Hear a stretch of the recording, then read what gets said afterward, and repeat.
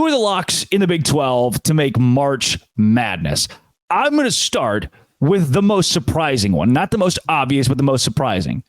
BYU will be an attendee in March. And to me, these are the teams that don't need help to do it. This is, when I say lock, it's not that you can lose the rest of the game on your schedule, unless rest of the games in your schedule, which these teams won't. Lock instead is, it would take a colossal, a monumental fall apart to change this. The reason BYU is right there is they are 8th. That's 8th in net this year. Despite being 2-4 on the road, 3-0 on a neutral site where you'll get March Madness, 12-2 at home, this team 3-5 against quad one. You're like, oh, what's going to impress me yet? They are overall 17-6. They win a vast majority of the games that they are slated to win. They're great. They're great against the spread, and BYU being top 10 in net means that they are overall safe, especially with games at home against UCF coming up, on the road against Oklahoma State, at home against Baylor. They go 3-0 in those games. I predict they go 3-0 in those games, and BYU is in March. They're comfortable right now. They're a lock to me right now. And the way their schedule shakes out, they have enough winnable games in the next 3 to really slide in there and make it no question. It is no question to me, but nationally, make it no question. BYU, you're a lock. How about Iowa State? This is a team that coming into the season, not a lot of us talked about. I was a little more, I think I gave Iowa State more juice than multiple Big 12 outlets because I trust TJ Otzelberger's defense. I'm a big shot quality guy. Shotquality.com is where I do all my analytics studies. And they had Iowa State as the number 1 defensive team in the country last year. I didn't think there'd be a vast drop-off for that team, and there wasn't. They've been number 1 or 2 in the country for most of the season at shot quality. Iowa State's defense is elite. They're a lock for March Madness, and they are 9th right now in net. They are 9th in net. If you're top 10 in net, and there are 3 Big 12 teams that currently can boast that moniker, you are a lock for March Madness as it sits.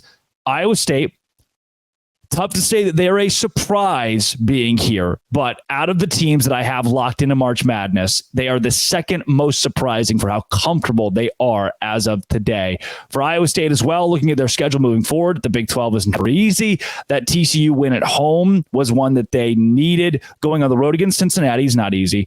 Texas Tech's a top 25 team. Houston on the road. Those 3 aren't tough-ish for what the Big 12 is, right? The Texas Tech game at home, you should win. The game at Cincinnati, you should win. The game at Houston, you will lose. If you go 2-1 in this stretch, that puts you in a great spot facing West Virginia and Oklahoma at home, UCF on the road. I think Iowa State will get at least 5 of their next 7.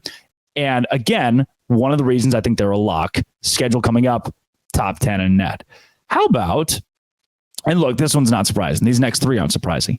How about the Houston Cougars at number 1 in the country in net, 21-3 overall. Houston has been the darling of the Big 12 this season. Again, I think Houston's the better team than Kansas. They have more depth than Kansas. Kansas has 5 guys. Houston has 7. I don't know if that's going to play in March as well as most people predict, but after a road win against Cincinnati, Houston is on an absolute tear. The only loss since January for them came against Kansas on the road. That's 78-65 loss, which it's Allen Fieldhouse. They get Texas at home. That's a win. Iowa State at home, likely a win. At Baylor, the Bears have not been nails. At Foster Pavilion, they can win that game. At home against Cincinnati. At Oklahoma, at UCF, at home against Kansas. There's a way that Houston wins out. Again, Texas at home, it's a win. Iowa State at home, it's a win for Houston. Baylor on the road, that's a good, you got a good shot at a win there. It's Cincinnati at home, that's a win. At Oklahoma, win. At UCF, win. Kansas at home. Houston will finish the season with 5 or fewer losses. The regular season with 5 or fewer losses. They sit at 21-3 right now, and they are dominant. They're a lock for March Madness. Kansas, you're right there with them. 12th overall in net feels lower than they probably should be, but it's an algorithm that I don't own. I didn't make net. The win against Baylor was big, 64-61 to fend off a team that gave you so many fits late. And now you get a tough stretch at Texas Tech, at Oklahoma. Those 2 road games are not going to be easy. Texas at home, BYU at home, you're going to win both of those. But if you go 2-2 in this next stretch, you start to think, where is Kansas seated? You're a lock for March. Where are you seated? There are teams like Kansas State that are playing every game to make it to the postseason. For Kansas, it's playing every game to put yourself in a best position that you don't face overly physical SEC or Big Ten or Big East team in round 2 and can give yourself a little bit more breathing room. Right now, Kansas is in a spot if they finish the season, if they can in their next at Texas Tech, at Oklahoma, Texas, BYU, Baylor on the road, Kansas State, and Houston, you win 5 of those games, we can still talk about the possibility of Kansas being a 1 seed, depending on what they do in the Big 12 tournament. That wouldn't be, I mean, look, they sit in the top 5 right now in the country. They're not only a lock for March, but they're right there. The possibility of locking in a top spot. Baylor, also a lock for March. Top 15 in net right now. They sit at 13th in the country. That loss against Kansas maybe feel even better about the Bears? ? That's right. There are no moral victories in Big 12 play, but Baylor coming that close, having 2 shots to win it or tie it there at the very end, shows me the Bears can be legitimate defensively, especially holding Kansas to 64 points. 21 turnovers is not good. That's not going to win you a lot of games. You missed 2 tying 3-pointers. That's not going to win you a lot of games. I still can't get that taste from the TCU game out of my mouth for Baylor, but they're still a lock for March. So your locks for March Madness are Houston, BYU, Iowa State, Kansas, and Baylor. Teams that need to do a little bit more. Oklahoma 30th in net, Texas 33, Cincinnati 34, Texas Tech 37, and TCU 41. Those teams still thick in the hunt. Oklahoma, Texas, Cincinnati, somehow Cincinnati right there.